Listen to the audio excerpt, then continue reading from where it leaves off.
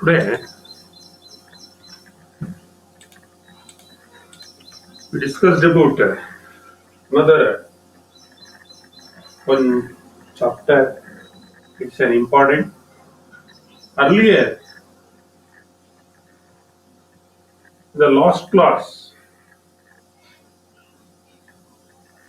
slinging load and lifting appliances ಇವುಗಳೆಲ್ಲವನ್ನ ನೋಡಿದ್ವಿ. Materials ಅನ್ನ handle ಮಾಡಬೇಕಾದ್ರೆ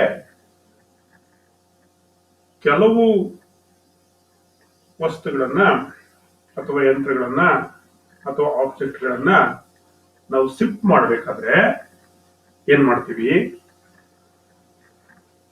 ಮೂವ್ ಮಾಡಬೇಕಾಗುತ್ತೆ. ಫ್ಲೋರ್ ಮೇಲೆ ಏನ್ ಮಾಡಬೇಕಾಗುತ್ತೆ? ಮೂವ್ ಮಾಡಬೇಕಾಗುತ್ತೆ.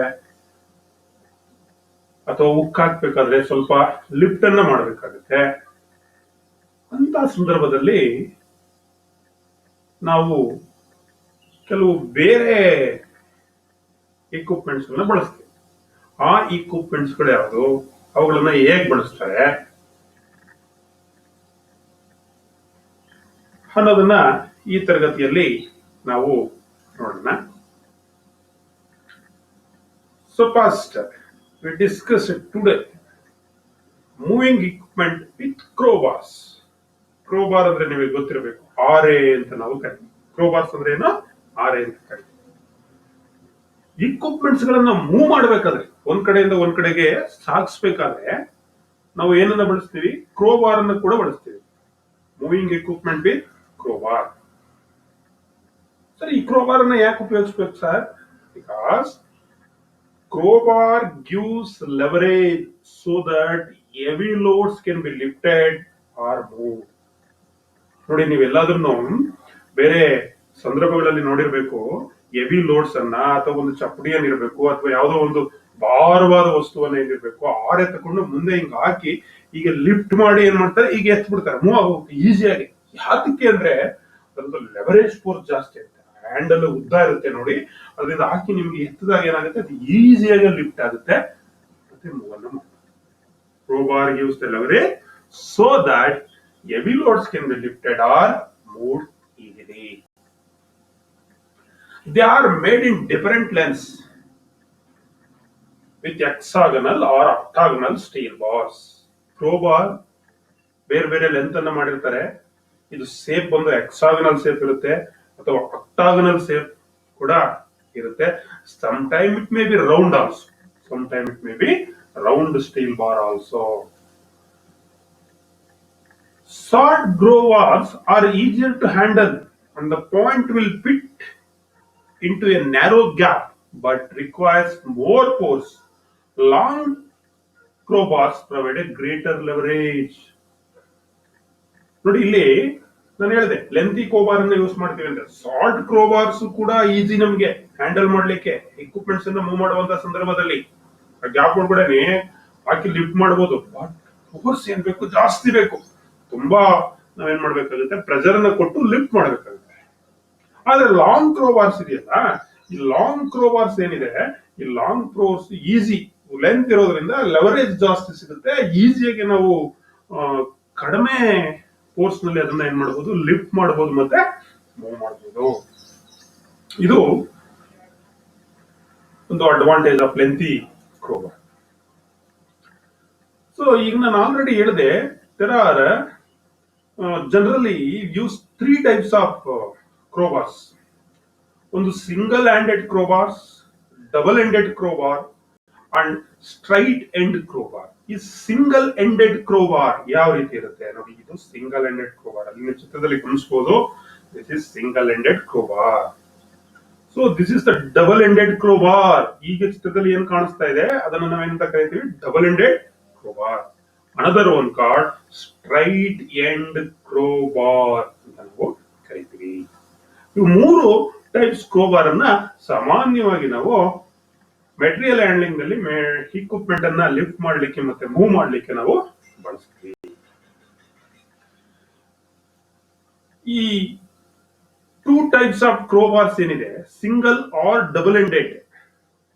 ಇದು single ended crowbar is safer to use as the handle has rounded end. ಈ ಸಿಂಗಲ್ ಎಂಡ್ ಡಬಲ್ ಎಂಡ್ ಅಲ್ಲಿ ಏನಿದೆ ಟೂ ಟೈಪ್ಸ್ ಕ್ರೋವಾರ್ಸ್ ನಲ್ಲಿ ಸಿಂಗಲ್ ಎಂಡ್ ಒಂದ್ ಎಂಡ್ ಮಾತ್ರ ಏನೋ ಹಿಂಗೆ ಬೆಂಡ್ ಮಾಡಿ ಶಾರ್ಪ್ ಮಾಡಿರ್ತಾನೆ, ಆದ್ರೆ ಇನ್ನೊಂದ್ ಎಂಡ್ ಏನಿರುತ್ತೆ ರೌಂಡ್ ಇರುತ್ತೆ. ಇಟ್ ಈಸ್ ಸೇಫರ್ ಯೂಸ್ ಮಾಡ್ಬೇಕಾದ್ರೆ ಯಾವುದು single ended. But double ended crowbar normally has a curved and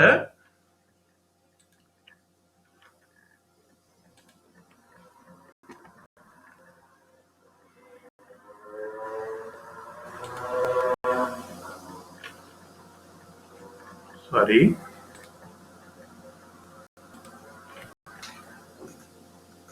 ಈ ಡಬಲ್ ಎಂಡೆಡ್ ಕ್ರೋಬಾರ್ ಏನಿದೆ it normally has a curved end used for lifting and straight end used for pushing. Normally double ended crowbar ನಲ್ಲಿ curved end ಅನ್ನ ಏನ್ ಮಾಡ್ತೀವಿ lifting ಗೆ, ಒಂದಿನೊಂದ್ ಕಡೆ straight ಇರುತ್ತೆ, ಆ ಸ್ಟ್ರೈಟ್ ಎಂಡ್ ಅನ್ನ ಪುಷ್ ಮಾಡ್ಲಿಕ್ಕೆ ಯೂಸ್ ಮಾಡ್ತೀವಿ. ಲೋಡ್ ಅನ್ನ ಲಿಫ್ಟ್ ಮಾಡ್ಕೊಂಡು ಪುಷ್ ಮಾಡ್ಲಿಕ್ಕೆ ನಾವೇನ್ ಮಾಡ್ತೀವಿ ಬಳಸ್ತೀವಿ.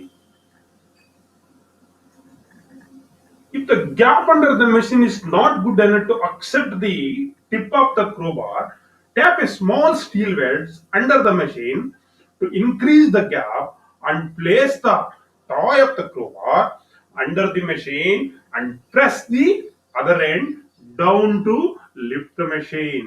ನೋಡಿ, ಈಗ ಮೆಷಿನ್ ಏನಾಗಿರುತ್ತೆ, ಕೆಳಗಡೆ ತಳ ಇರುತ್ತೆ, ತಳ ಬಂದು ಸೀದಾ ಕುತ್ಕೊಂಡ್ಬಿಟ್ರೆ ಅಲ್ಲಿ ಲಿಫ್ಟಿಂಗ್ ಪಾಕೆಟ್ಸ್ ಅಂತ ಕೊಟ್ಟಿರ್ಬೇಕು. ನಿಮ್ಗೆ ಚಿತ್ರದಲ್ಲಿ ಈ ಚಿತ್ರದಲ್ಲಿ ಲಿಫ್ಟಿಂಗ್ ಪಾಕೆಟ್ಸ್ ನೆಕ್ಸ್ಟ್ ತೋರಿಸ್ತೀನಿ ನಾನು. ಇಲ್ಲಿ ನಿಮ್ಗೆ ಆಳೆನ ಒಳಗಡೆ ಹಾಕ್ಲಿಕ್ಕೆ ಜಾಗ ಇರಲ್ಲ. ಅಂತ ಸಂದರ್ಭದಲ್ಲಿ ಏನ್ ಮಾಡ್ತಾರೆ, ಒಂದು ಬೆಡೆ ಹೊಡಿತಾರೆ, ದಟ್ ಇಸ್ ಕಾಲ್ಡ್ ವೆಡ್ಜ್ ಅಂತ ಕರಿತೀವಿ. ಆ ವೆಡ್ಜ್ ಅನ್ನ, ಅದು ಟೇಪರ್ ವೆಡ್ಜ್ ಇರುತ್ತೆ, ಈಗ ಹಾಕಿ ಹಿಂಗೆ ಹೊಡೆದ್ರೆ ವೆಡ್ಜ್ ಏನಾಗುತ್ತೆ, ಟೇಪರ್ ಇರೋದ್ರಿಂದ ಇಟ್ ಕ್ಯಾನ್ ಬಿ ಲಿಫ್ಟೆಡ್. ಅವಾಗ ಏನಾಗುತ್ತೆ, ಸ್ವಲ್ಪ ಮೇಲೋಗುತ್ತೆ. ಆ ಗ್ಯಾಪ್ ನಲ್ಲಿ ನಾವೇನ್ ಮಾಡ್ತೀವಿ, ಕ್ರೋಬಾರ್ ಅನ್ನ ಇನ್ಸರ್ಟ್ ಮಾಡಿ ಲಿಫ್ಟಿಂಗ್ ಅನ್ನು ಮತ್ತೆ ಮೂವಿಂಗ್ ಅನ್ನ ನಾವು ಮಾಡ್ತೀವಿ. So here you see how to lift in the sketch. Then position the handle so that no one will be endangered if the crowbar slips. It is very very important. ನೀವು ಕೆಲವು ಸಂದರ್ಭದಲ್ಲಿ ನೀವು correct ಆಗಿ ಕೆಳಗಡೆ gap ನಲ್ಲಿ ಹಾಕಿ fit ಮಾಡಿ ನೀವು leverage ಮಾಡಬೇಕಾದ್ರೆ ಸರಿಯಾಗಿರ್ಬೇಕು. ನೀವೇನಾದ್ರು ಲಿಫ್ಟ್ ಮಾಡುವಾಗ ಕರೆಕ್ಟ್ ಆಗಿ ಅದು ಒಳಗಡೆ ಹೋಗಿಲ್ಲ ಅಂದ್ರೆ ಅಂಡರ್ ಸೈಡ್ ವೆಡ್ಜ್ ಹಾಕಿರೋ ಗ್ಯಾಪ್ ನಲ್ಲಿ ಸ್ಲಿಪ್ ಆಗುತ್ತೆ. ಸ್ಲಿಪ್ ಆದಾಗ ನಮಗೆ ಏಟ್ಗಳು ಕೂಡ ಆಗ್ಬೋದು. When pushing or lifting, never push the crowbar close to the load or to the ground as your finger might be caught if the bar slips. ನೋಡಿ, ನೀವು ಪುಸ್ಸಿಂಗ್ ಆಗ್ಲಿ ಅಥವಾ ಲಿಫ್ಟಿಂಗ್ ಆಗ್ಲಿ ಕ್ರೋಬಾರ್ ಗೆ ಕ್ಲೋಸ್ ಆಗಿ ಅಲ್ಲಿ ಹೋಗಿ ನೀವು ಕೈಯಲ್ಲಿ ಇಟ್ಕೊಳ್ಳೋದು ಏನಾಗುತ್ತೆ, ಇದರಿಂದ ನಿಮ್ಮ ಕೈಗೆ ಏಟಾಗ್ತಕ್ಕಂಥ ಸಾಧ್ಯ ಇರುತ್ತೆ. ಸ್ಲಿಪ್ ಆದಂತ ಸಂದರ್ಭದಲ್ಲಿ ನಾವು ಎಚ್ಚರಿಕೆಯಿಂದ ನಾವು ಇರಬೇಕು. Then always use both hands and hold close to the end of the crowbar to get maximum leverage. ನೋಡಿ, ಯಾವಾಗ್ಲೂ ನಿಮ್ಗೆ ಮ್ಯಾಕ್ಸಿಮಮ್ ಲೆವರೇಜ್ ಸಿಗಬೇಕು ಅಂತಂದ್ರೆ ಎಂಡ್ ಆಫ್ ದಿ ಕ್ರೋಬಾರ್ ಎರಡೂ ಕೈಯಲ್ಲಿ ಇಟ್ಕೋಬೇಕು. ಒಂದ್ ಕೈಯಲ್ಲಿ ಇಟ್ಕೊಂಡು ಇನ್ನೊಂದ್ ಕೈಯಲ್ಲೇ ಇಟ್ಕೊಂಡು ನಿಂಗೆ ಎತ್ತದಲ್ಲ, ಎರಡೂ ಕೈಯನ್ನ ನಿಮ್ಮ ಏನ್ ಕ್ರೋಬಾರ್ ಇದೆ ಆರೆ ಇದೆ ಅದರ ಎರಡು ಎಂಡ್ ನಲ್ಲಿ ಲೆವರೇಜ್ ಸಿಗ್ಬೇಕು ಅಂದ್ರೆ ಎಂಡ್ ನಲ್ಲಿ ಸಿಕ್ಕೊಂಡು ನೀವು ಒಳಗಡೆ ಹಾಕಿ ಏನ್ ಮಾಡ್ಬೇಕು, ಲಿಫ್ಟ್ ಮಾಡಿದ್ರೆ ಗುಡ್ ಅಥವಾ ಮ್ಯಾಕ್ಸಿಮಮ್ ಲೆವರೇಜ್ ನಿಮಗೆ ಸಿಗುತ್ತೆ. ಅಂಡ್ ಆಲ್ಸೋ ಇವೆಲ್ಲ ಸೇಫ್ಟಿ ಪರ್ಪಸಸ್. ಹತ್ರದಲ್ಲಿ ಕ್ರೋಬಾರ್ ಟಿಪ್ ಅಲ್ಲಿ ಕೈ ಇಡಬೇಡಿ ಅಂತ ಹೇಳೋದು, ಒಂದ್ ಹ್ಯಾಂಡ್ ಅಲ್ಲಿ ಯೂಸ್ ಮಾಡಬೇಡಿ ಕ್ರೋಬಾರ್ ಅನ್ನ ಎತ್ತುವಾಗ. ಮತ್ತೆ stand with the legs apart so that balance is not lost if the crowbar slips. ಸ್ವಲ್ಪ ದೂರ ನಿಂತ್ಕೋಬೇಕು, ಹೀಗೆ ದೂರ ನಿಂತ್ಕೊಂಡು ಹಿಂಗೆ ಎತ್ತಬೇಕು. ನೀವೇನೋ ಅಲ್ಲೋಗೆಲ್ಲೋ ನಿಂತಿದ್ರೆ ನೀವು ಸ್ಲಿಪ್ ಆಗ್ಬಿಡ್ರೆ ಧಣ್ ಅಂತ ಏನಾಗ್ತೀರಿ, ನೀವು ಮುಂದೆ ಹೋಗ್ತೀರಿ.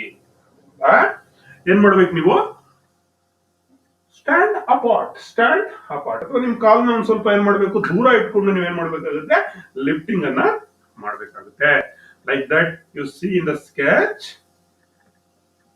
Operator is doing lifting with the crowbar, how to hold the crowbar and the distance between the object equipment and its leg.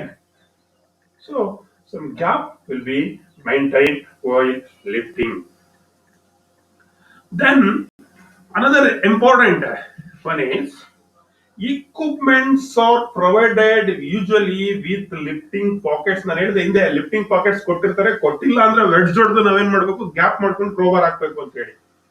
ಸಾಮಾನ್ಯವಾಗಿ ಇಕ್ವಿಪ್ಮೆಂಟ್ ಯಾವುದೇ ಸಪ್ಲೈ ಮಾಡಿದ್ರು ನಮ್ಗೆ ಇಂಡಸ್ಟ್ರೀಸ್ಗೆ, ಆ ಇಕ್ವಿಪ್ಮೆಂಟ್ ನಲ್ಲಿ ಕೆಳಗಡೆ ಏನಿರುತ್ತೆ ಲಿಫ್ಟಿಂಗ್ ಪ್ಯಾಕೆಟ್ಸ್ ಇದ್ದೇ ಇರುತ್ತೆ. ಈ ಉದಾಹರಣೆಗೆ ನೀವು ನಮ್ ಲೇತ್ ಮೆಷಿನ್ ನೋಡಿ, ಅಥವಾ ಡ್ರಿಲ್ಲಿಂಗ್ ಮೆಷಿನ್ಸ್ ನೋಡಿ, ಬೇರೆ ಬೇರೆ ಹೆವಿ ಮೆಷಿನ್ಸ್ ಅನ್ನು ನೋಡಿದಾಗ ನಮ್ಗೆ ಲಿಫ್ಟಿಂಗ್ ಪಾಕೆಟ್ಸ್ ಕೊಡ್ತಾರೆ. ನಾನು ಲಾಸ್ಟ್ ಇಂಡಸ್ಟ್ರಿಯಲ್ ವಿಸಿಟ್ ಅಲ್ಲೂ ಕೂಡ ನಿಮ್ಗೆ ತೋರಿಸಿದೀನಿ ಲಿಫ್ಟಿಂಗ್ ಪಾಕೆಟ್ಸ್ ಎಲ್ಲ ಯಾವ ತರ ಇರುತ್ತೆ, ಅದನ್ನ ಯಾತಕ್ಕೆ ಕೊಟ್ಟಿರ್ತಾರೆ ಅಂತ ಹೇಳಿದೀನಿ industrial visit.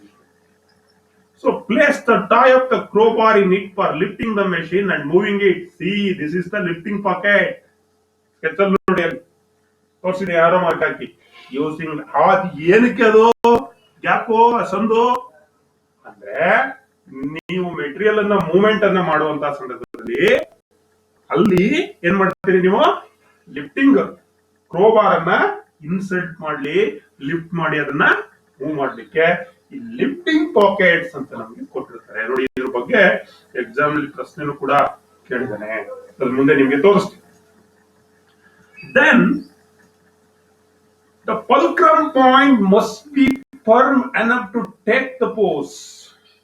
If the point of the crowbar is used as a fulcrum, it must be dug in firmly to prevent slipping. Check the condition of the crowbar.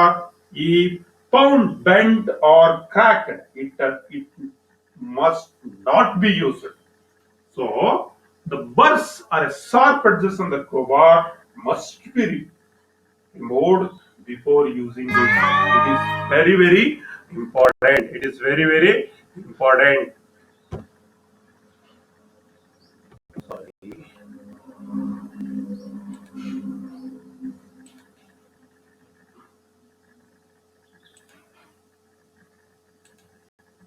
ಇಲ್ಲಿ ಕೆಲವು ಸೇಫ್ಟಿ ಫ್ಯಾಕ್ಟರ್ಸ್ ಅನ್ನ ನಾವು ಹೇಳ್ತಾ ಹೋಗ್ತೀನಿ ನಿಮ್ಗೆ. ನೋಡಿ, ಏನು ಫಲ್ಕ್ರಮ್ ಪಾಯಿಂಟ್ ಏನಿದೆ, ಆ ಫಲ್ಕ್ರಮ್ ಪಾಯಿಂಟ್ ನಲ್ಲಿ ನಾವು ಫರ್ಮ್ ಆಗಿ ಫೋರ್ಸ್ ಅನ್ನ ಲಿಫ್ಟ್ ಮಾಡಬೇಕಾದ್ರೆ fulcrum point is very very important.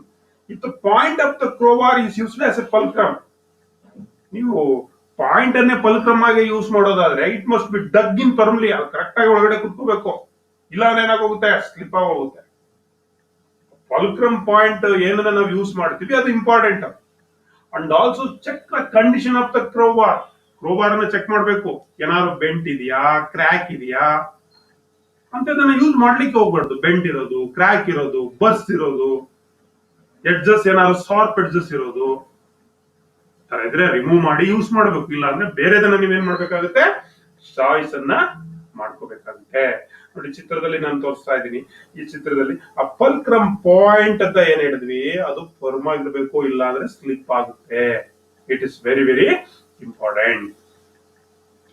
Then ಇವಿಷ್ಟು ಕ್ರೋಬಾರ್ ಸೇಫ್ಟಿ. ಕ್ರೋಬಾರ್ ಅನ್ನ ಯಾವ ರೀತಿ ಯೂಸ್ ಮಾಡಬೇಕು ಲಿಫ್ಟಿಂಗ್ ಮಾಡುವಾಗ, ಲಿಫ್ಟಿಂಗ್ ಪಾಕೆಟ್ಸ್ ಇಲ್ಲ ಅಂದ್ರೆ ವೆಡ್ಜಸ್ ಅನ್ನ ಹಾಕೊಳ್ತಕ್ಕಂಥದ್ದು, ಮತ್ತೆ what are all the safety while using crowbars. These are all very, very important while moving the equipment by the help of crowbars. Then come to the another one device used for shifting the equipment by the help of rollers. Rollers ಅಂದ್ರೆ it is a steel rod.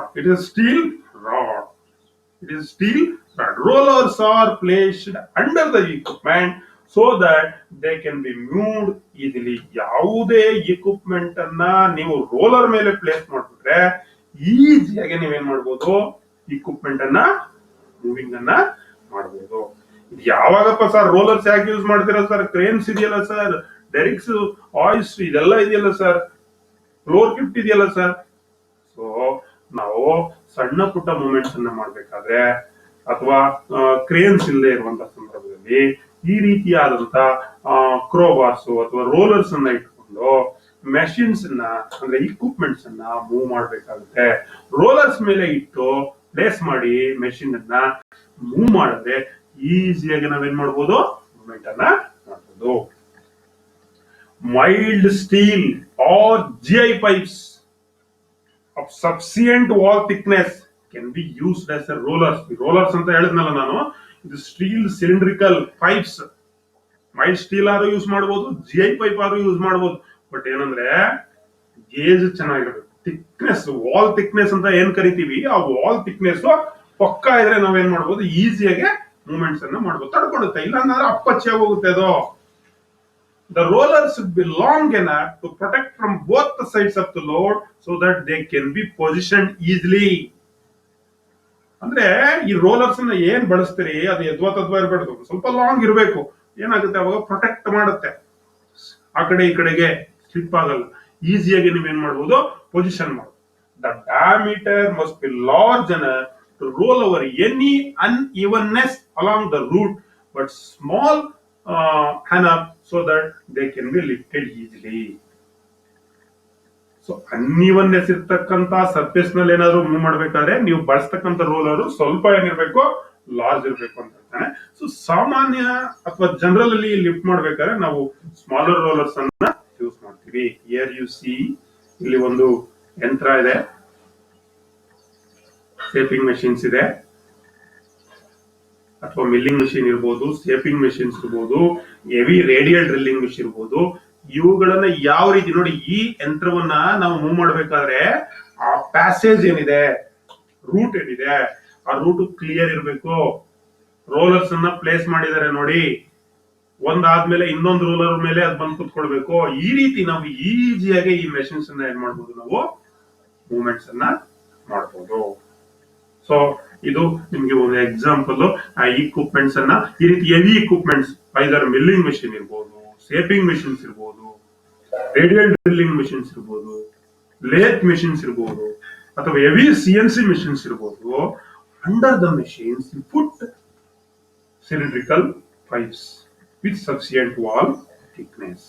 It is very very important. Sufficient wall thickness ಇರಬೇಕು, ಮತ್ತೆ ಎಲ್ಲ pipes ಒಂದೇ radius ಇರಬೇಕು, ಒಂದೇ diameter ಇರಬೇಕು.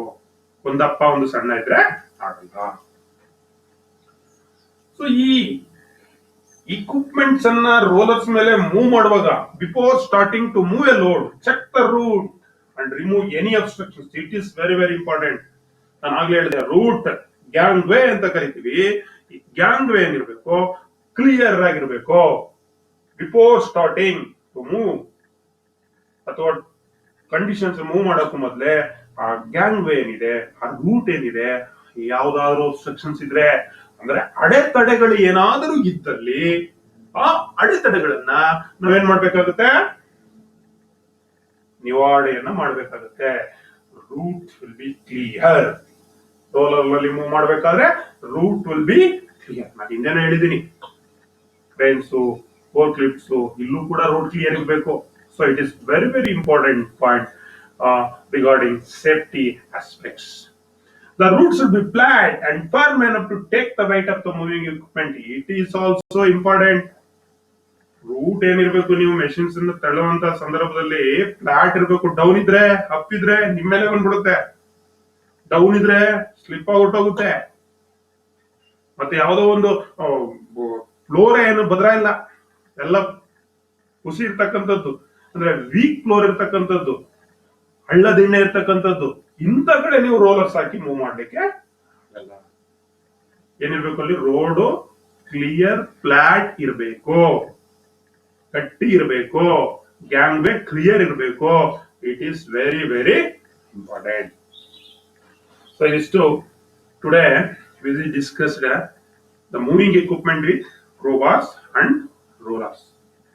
So now some test can be given to this topic. How much you can understand these lessons. First, we'll ask some true or false questions. Number one, short crowbars requires more force while lifting loads. ಇದು ಟ್ರೂನಾ ಅಥವಾ ಫಾಲ್ಸಾ? ನಾನು ಹೇಳಿದೆ, short ಕ್ರೋಬಾರ್ ಅನ್ನು use ಮಾಡ್ತಾರೆ, lengthy crowbars ಅನ್ನು use ಮಾಡ್ತಾರೆ. Short crowbar ನ use ಮಾಡ್ಬೇಕಾದ್ರೆ ಫೋರ್ಸ್ ಏನಿರ್ಬೇಕಾಗುತ್ತೆ, ಜಾಸ್ತಿ ಇರಬೇಕಾಗುತ್ತೆ. That's why this statement is true. 100% ಇದು ಸ್ಟೇಟ್ಮೆಂಟ್ ಏನಿದು. ನೆಕ್ಸ್ಟ್ ಎರಡನೇ ಕ್ವಶನ್ಸ್ ನೋಡೋಣ. Lifting pocket should not be provided with a machine. So lifting pockets ಇರೋದನ್ನು ತೋರಿಸ್ತೆ, ನಿಮ್ಗೆ ಇಲ್ಲದೆ ಇರೋದನ್ನು ತೋರಿಸ್ತೆ. ಸೊ ಇಲ್ಲಿ lifting pocket should not be provided with a machine. ಸಾಮಾನ್ಯವಾಗಿ ಇತ್ತೀಚೆಗೆ ಮೆಷಿನ್ ಮ್ಯಾನುಫ್ಯಾಕ್ಚರ್ಸ್ ಅನ್ನ ಮಾಡತಕ್ಕಂಥವ್ರು, ಸಪ್ಲೈ ಮಾಡತಕ್ಕಂಥವ್ರು ಎಲ್ಲಾ ಹೆವಿ ಮೆಷಿನ್ಸ್ ನಲ್ಲಿ ಲಿಫ್ಟಿಂಗ್ ಪಾಕೆಟ್ಸ್ ಏನ್ ಮಾಡಿರ್ತಾರೆ, ಪ್ರೊವೈಡ್ ಮಾಡಿರ್ತಾರೆ. So that's why this statement is false. Lifting pockets should not be provided with a machine. Provide ಮಾಡಿರ್ತಾರೆ, not ಅಂತ ಹೇಳ್ತಾ ಇದ್ದಾರೆ. That's why it is a false statement. Third one, mild steel pipes of sufficient wall thickness can be used as a rollers. I already told, either it is a MS or it is a GI, must the wall thickness should be sufficient. So this is true or false? This question is 100% true statement. Next question, we come to the fourth one. At least 3 rollers of the same diameter are required to move the equipment. ನಾನು ಹೇಳಿದೆ, diameter of the pipe ಇರಬೇಕು, same ಇರಬೇಕು. That's why it is a true statement. Before starting to move the load, ensure the route is clear. ಮುಂದೆ ಏನೇನಾದ್ರು ಇಟ್ಬಿಡೋದ, ಅಲ್ಲೊಂದು ತಡ್ಬೋದವಾಗ? No, gangways must clear. So this is also a true statement. So here some matching the following. Some items are there, some uses are there. How to match? For example, the tie of the crowbar is placed in this.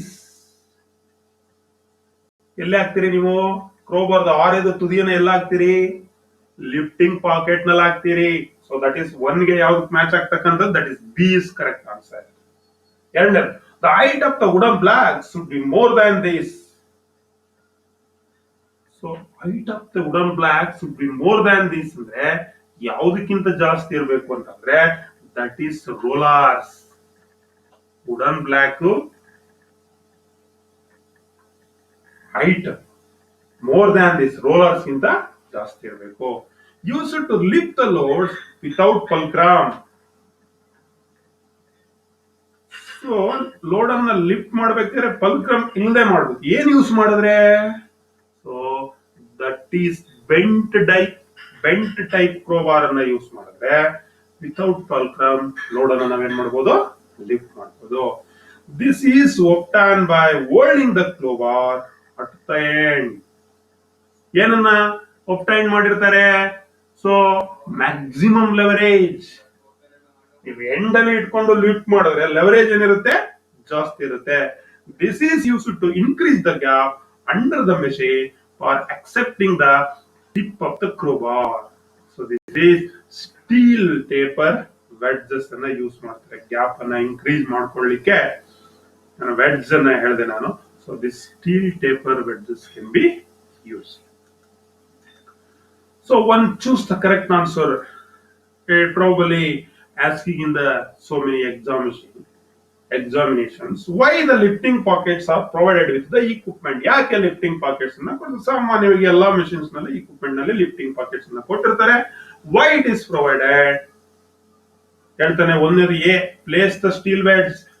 ಎರಡನೇದು provision for bolted nut. C, place the crowbar for lifting. Position the roller for moving, which is correct. So lifting pocket ಕೊಡೋದೇನಕ್ಕೆ? ಕ್ರೋಬಾರ್ ನ place ಮಾಡ್ಲಿಕ್ಕೆ, lifting ಮಾಡ್ಲಿಕ್ಕೆ. ಅಲ್ಲಿ ಯಾವ್ದ್ರಲ್ಲಿದೆ? So that is C is the correct answer. So today we discuss crowbars, rollers and some question and answers. So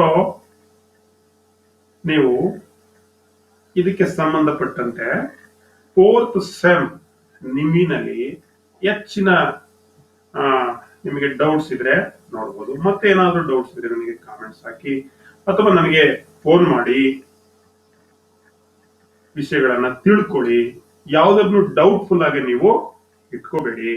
ಇದಕ್ಕೆ ಸಂಬಂಧಪಟ್ಟಂತ assignments, test ಅನೇಕ ನಿಮ್ಗೆ ನಿಮಿನಲ್ಲಿ ಮತ್ತೆ ಬರ್ಸ್ಕಿಲ್ dots ನಲ್ಲಿ ಸಿಗುತ್ತೆ.